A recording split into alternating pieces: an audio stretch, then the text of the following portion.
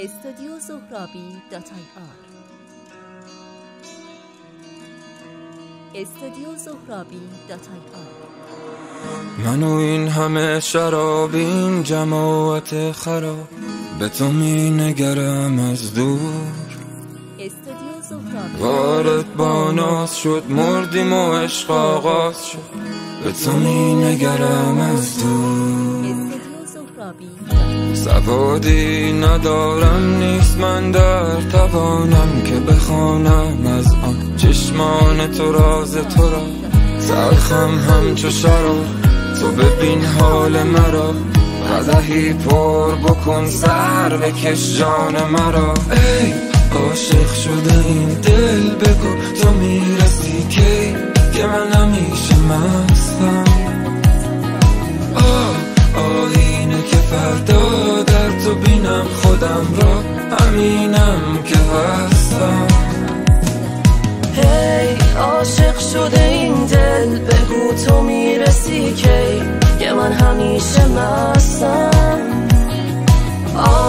آینه که فردا در تو بینم خودم را، همینم که هستم.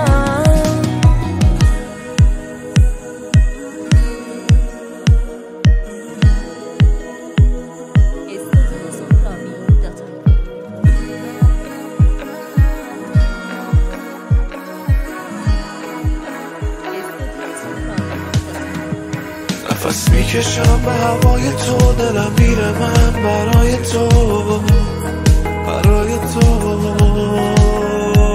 وقتی پیشتم نمیشه رفت، شدم گیج و مرس لبای تو. شراب چون چشات ساختن از این آدم، یه یاقی دیوونه که رفتی حالمو بده، تو هیچ ساقی نمیدونه. با تو هر ثانیه هر جا میشه، تو لحظه ها گم شد نشد دور. نه تو این نورم بری تاریکه این خونه. ای عاشق شده این دل، بگو تو میرسی کی که من همیشه مستم. آینه که فردا در تو بینم خودم را، همینم که هستم.